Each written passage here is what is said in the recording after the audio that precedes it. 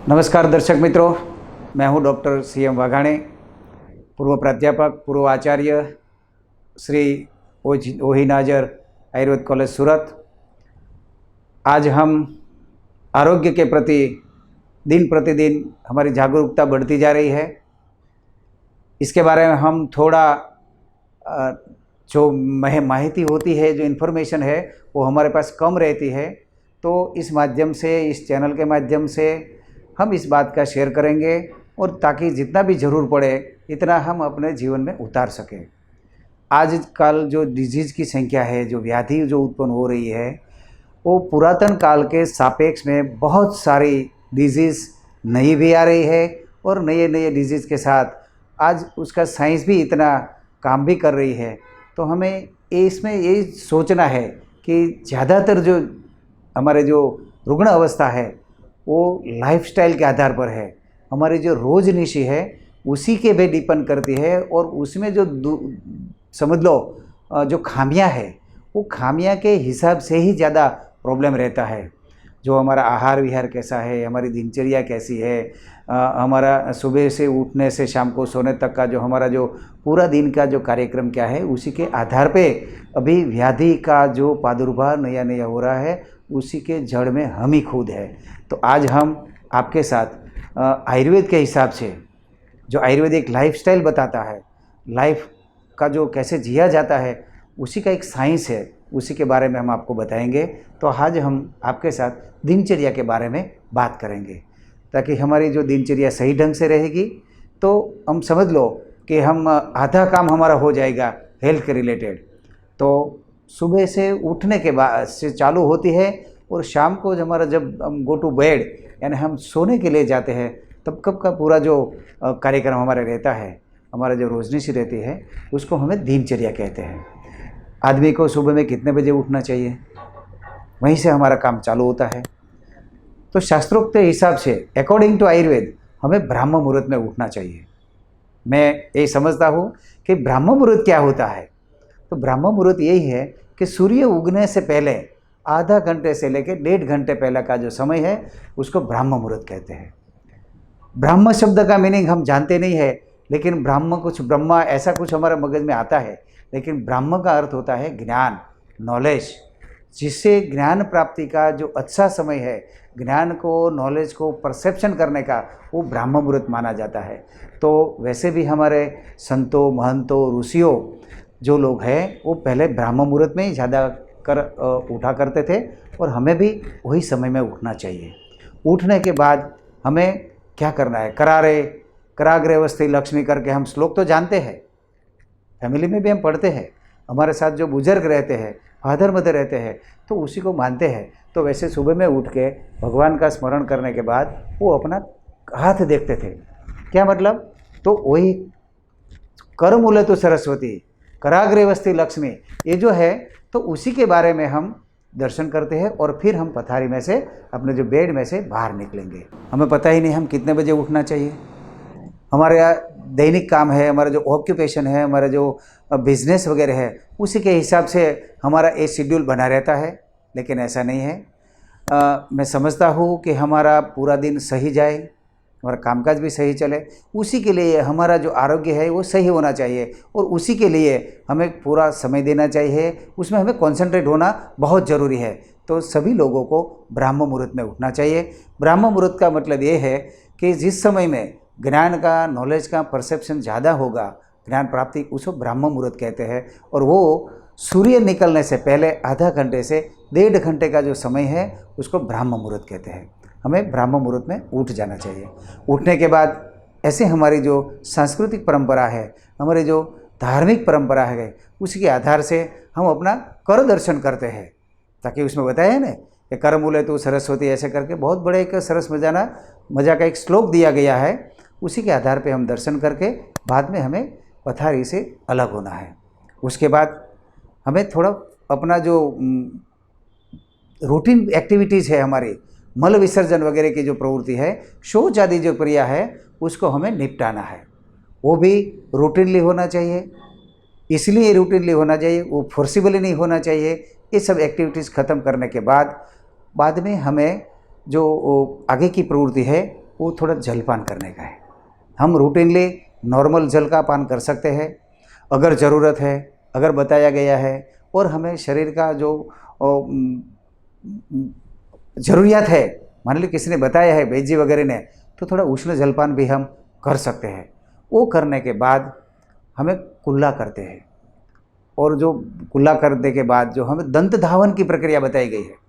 दंत धावन का मतलब है हमारा जो मुख शुद्धि करने का है। आजकल तो ये ब्रश ले रहे हैं, पेस्ट ले रहे हैं, विदेशी कंपनियों कोलगेट जैसी बहुत सारी कंपनियां के पेस्ट हम करते हैं, लेकिन ऐसा नहीं है।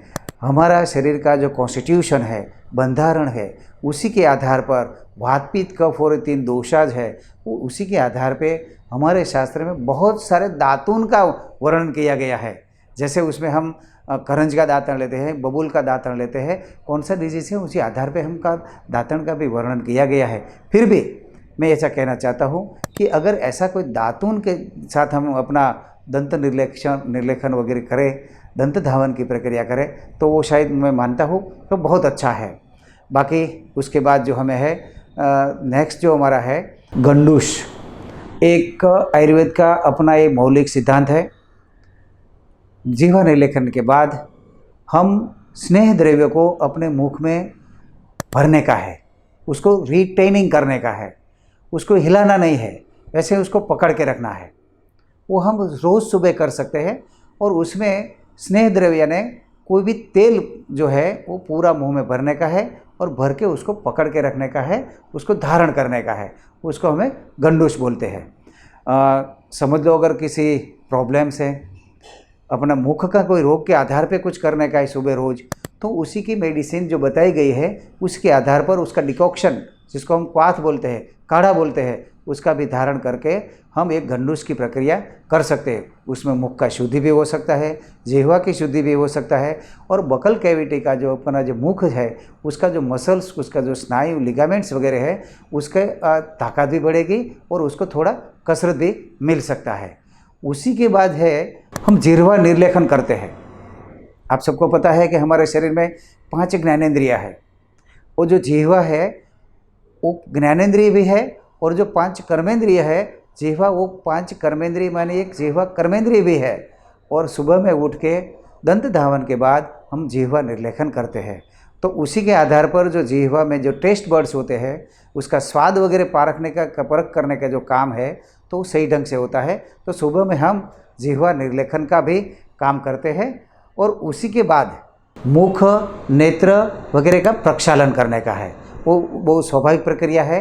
तो वो जो गंडूश वगैरह की प्रक्रिया हो जाने के बाद नेत्र वगैरह का हमें प्रक्षालन करने का है, और ये प्रक्षालन करने के बाद फिर हमें अंजन करना है। आप समझते हैं कि यदि ये रूटीन केस नहीं है, मोटे भागे बहनों है वो सौंदर्य प्रसाधन के लिए आँख में कुछ न कुछ अंजन करती है, काजल वगैरह धारण करती है, लेकिन आँख जो है वो हमारी नेत्र इंद्रिय है, वो हमारी चक्षु इंद्रिय है, उसको सही ढंग रखने के लिए हमें अंजन करना है। तो अंजन भी हमारी एक प्रक्रिया है, और वो थोड़ा स्किल के हिसाब से वो करने का है, और ये हमारी है अंजन प्रक्रिया। नासा ही शीर्षोद्वारम, ऐसा करके आयुर्वेद में एक बहुत बड़ा कंसेप्ट दिया गया है। जो हमारा पूरा मस्तिष्क है उसमें अगर हमें प्रवेश करना है, उसमें कोई मेडिसिन देना है, उसी के लिए हमें कुछ प्रोसीजर करने का है, तो वो एक बहुत बड़ा कंसेप्ट है हमारा नश्य का है। जो भी पूरे दिन हम घूमेंगे, कहीं ना कहीं जाएंगे, अहरनिश जो हमारा श्वासोश्वास चलता है उसी में हमारा नासा के द्वार से ही हमारा एयर का एंट्री श्वासोश्वास की प्रक्रिया होती है। तो उसी के माध्यम से दोनों नॉस्ट्रिल में नासा की जो नासाग्र भाग है उसी में से एक नस्य लेना है। नस्य में कोई तेल लेना है, जैसे हमारा कोई भी आयुर्वेदिक का तेल है, अगर वो भी नहीं है, वो हमें प्रिस्क्राइब नहीं किया हुआ है, तो कोई सिंपल तेल लेके, तल का तेल लेके हमें 2 ड्रॉप्स, 2 बूंदे दोनों नॉस्ट्रिल में डालने का है, और डालने के बाद ऐसे उसको ऐसे करके उसको अपलोड करना है। तो ये जो प्रक्रिया है वो नस्य की है। दूसरी बात ये है उसके आगे का जो हमारा दिनचर्या का जो बात है वही धूपन का। धूपन की बात यह है कि ऐसे जो गर्म पानी है उसमें कुछ औषधियाँ वगैरह डालते हैं, तो उसके जो पानी गर्म करने उबालने से उसमें जो वाष्प आएगी वो वाष्प को हमें ऐसे करके अपनी नासिका के द्वारा उसको इनहेल करने का है, उसको अपलोड करना का है, नासे में लेना का है, ताकि उसके जो प्राणव स्रोतस है, जो प्राण धारण करने का है, तो प्राणव स्रोतस में पूरी शुद्धि आ जाएगी। तो दिनचर्या में ये भी हम कर सकते हैं। उसी के बाद अभी हम सब देखते हैं योगा, कसरत जो हम करते हैं वो करने का है, जिसे हमें आयुर्वेद में उसको व्यायाम बोलते हैं। व्यायाम अलग अलग तरीके से करने का है। अपना देश, काल, वय और बल जो शरीर का माध्यम है उसी के हिसाब से हम कर सकते हैं। उसमें सुबह में हम सब लोग एक्सरसाइज जो करते हैं उसी में अपने हिसाब से हम कर सकते हैं। तो ये व्यायाम की प्रक्रिया करना चाहिए। 30 मिनट्स का हम रन कर सकते हैं, दौड़ सकते हैं। उसी के बाद बैठ के प्राणायाम भी कर सकते हैं, योगा कर सकते हैं, आसन कर सकते हैं। पतंजलि ऋषि अपने योग दर्शन में ये अष्टांग योग की जो प्रक्रिया बताई है उसमें से जितना भी अपने स्किल है उसी के आधार पे हम कर सकते हैं। मैं आपको बीच में एक बात बताना चाहता हूँ कि अगर हमारा शरीर ये कसरत से, दिनचर्या के हिसाब से सही ढंग से मजबूत बने रहेगा तभी तो हम सुख की अनुभूति कर सकते हैं। तो ये जो पूरा है वो हमारा व्यायाम है। व्यायाम के बाद हमारा सेकंड प्रकल्प जो आता है, सेकंड जो क्रियाकाल है हमारा, वही है क्षौर कर्म। वो आप सब हम करते हैं। सुबह में हम अपना सेविंग वगैरह करते हैं, नाखून वगैरह काटते हैं, हम फ्रेश होते हैं। वो जो सब बातें हैं उसको हमें क्षौर कर्म कहते हैं, और एक क्षौर कर्म भी हमें सुबह में कर लेना चाहिए। उसके बाद हमें शरीर शुद्धि का प्लान आगे आता है। उसमें स्नान करने का है, शरीर शुद्धि करने का है। वो सब खत्म हो जाने के बाद हम उसको वस्त्र वगैरह परिधान करते हैं। तो ये जो पूरा हमारा सुबह का शेड्यूल बना हुआ है। और उसके बाद हमारा सुबह का जो भोजन है जिसे हम ब्रेकफास्ट बोलते हैं या अपन सुबह का नाश्ता बोलते हैं। हम ऐसा मानते हैं कि पूरा रात का जो समय गया है, हमारा सुबह उठने के बाद भी जो हमारी दिनचर्या अभी तक जो ख़त्म हुई है उसी के आधार पे हमें भोजन के प्रति, नाश्ता के प्रति गमन करना चाहिए। और वो नाश्ता अब अपने हिसाब से जो अपने देश है, काल है, वय है, बल है और जो अपनी जो डिमांड रहती है उसी के आधार पे करना चाहिए। हम अपने काम वगैरह पे जाने के लिए हम तैयार होते हैं तो उसी के पहले आयुर्वेद में उसको अनुलेपन का एक प्रावधान बताया है। जैसे कि हम अभी एक अपने सांप्रत समय में डीओडोरेंट स्प्रे वगैरह करते हैं तो आयुर्वेद में उसको अनुलेपन करते हैं। और चंदन वगैरह का अनुलेपन करके शीतलता जैसे ऋतु के हिसाब से, अपनी दिनचर्या के हिसाब से और अपना जो अंगत जो क्या बोलते हैं उसको सिलेक्शन वगैरह रहता है उसी के आधार पर हम अनुलेपन वगैरह की क्रिया कर सकते हैं। उसके बाद के हम आभूषण धारण भी कर सकते हैं। जैसे कि हमारा जो वय है, हमारा जो शौक़ है उसी के हिसाब से हम आभूषण धारण करके जा सकते हैं। उसी के बाद बहुत एक इम्पोर्टेंट हमारे यहाँ बताया गया है कि जाने के पहले, घर से बाहर निकलने पहले वो पुराना समय की ये बात बताई गई है, शास्त्रोक्ति, शायद ये 3000 साल पुरानी बात है। तो हम क्या करते हैं, पादुका धारण करके बाहर निकलते हैं अपने हिसाब से। जो लोग अपने सरस पादुका जो धारण करके निकलते हैं, युवा लोग अपने स्पोर्ट्स शूज़ पहन के बाहर निकलते हैं, बड़े लोग अपने सरस बाजार की चप्पल वगैरह धारण करते तो उसको पादुका धारण करते हैं। पहले के समय में हेलमेट वगैरह का प्रावधान नहीं था, इतने सारे यातायात के साधन नहीं था, इतना स्पीडी मार्गगमन हमारा नहीं हो रहा था, तब भी हम टर्बन धारण करते हैं, पगड़ी धारण करते हैं, उसको सिर त्राण बोलते हैं। जैसे कि बहुत सारी पगड़ी अपने हिसाब, अपने जो क्या बोलते हैं देश के हिसाब से, लोकेशन के हिसाब से अलग अलग रहते हैं। तो सिर त्राण यानी पगड़ी धारण करके भी बाहर निकलते हैं। बड़े लोग रहते हैं या होते हैं तो वो अपने दंड धारण भी करते थे। उसका काम कैसा प्रकार का है, जीवन निर्वाह का कौन सा वो बिजनेस कर रहा है, उसी के आधार पे वो दंड धारण करके भी बाहर निकलते थे। ऐसे हमारा जो सुबह का जो पूरा शेड्यूल है, हमारी जो दिनचर्या में का जो पहला जो पड़ाव है वो ये है। और उसी के बाद हम बाहर निकल के जीवन निर्वाह के अपने कामकाज पे, अपने बिजनेस पे, अपनी ऑफिस पे हम जा सकते हैं।